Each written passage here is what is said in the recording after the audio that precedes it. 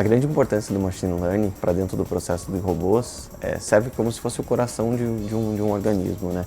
Ele é vital para o negócio e grande parte da relevância dele se torna no decorrer da maturidade. Então, conforme ele vai amadurecendo, conforme a gente vai agregando novas funcionalidades e novas palavras para dentro de todas as bibliotecas, de todo o conhecimento, faz com que ele tenha a assertividade dos robôs muito mais aprimorada.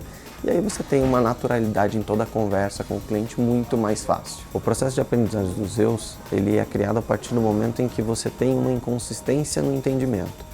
Então, por exemplo, se você transcreve em um determinado momento uma conversa com o cliente e essa transcrição ela não conseguiu entender na sua naturalidade, você dá um exemplo. Um pode, numa transcrição do Nordeste, pode vir com bode.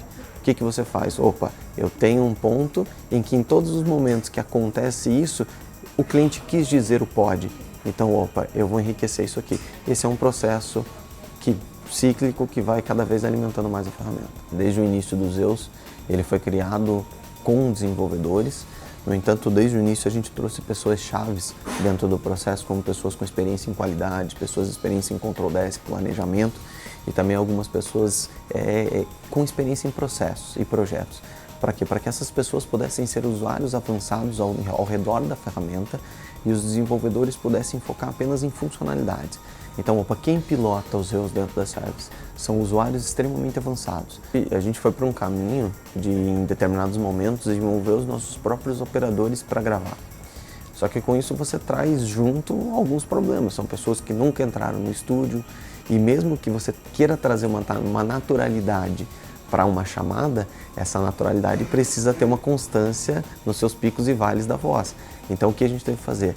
Um design voice é para o quê? Auxiliar essas pessoas, além de buscar os talentos, claro, dentro da empresa e fora também, mas fazer o que? O principal?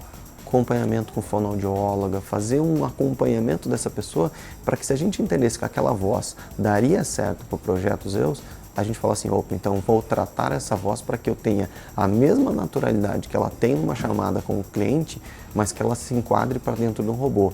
Você tem encaixes de variáveis, você tem N coisas que precisam ser ajustadas. Por isso a gente trouxe a necessidade do Design Voice. O Zeus ele tem um irmão mais novo, né, que é o Fênix. O Fênix trata toda a camada de texto e o Zeus toda a camada de voz. Quando você olha o processo na camada de texto, você tem poucas inconsistências do lado de infraestrutura país. Quer dizer, um texto escrito vai ser sempre um texto escrito. A voz, você tem um grande desafio e acho que o ponto que pega muito é o transcrever um áudio. Que você pode ter ruídos numa chamada, ou uma chamada picotando. As camadas de reconhecimento dos Zeus, elas são divididas em 4 níveis, né? Então, o primeiro nível é exatidão, similaridade e busca inteligente segmentada em 2 níveis, nível 1 e nível 2. A busca inteligente, ela quase se torna a gente chama de intuitive way, que é o que? É uma via intuitiva, onde a gente vai entender a intenção e contexto dos clientes para que a gente possa direcionar ele para o melhor caminho sempre.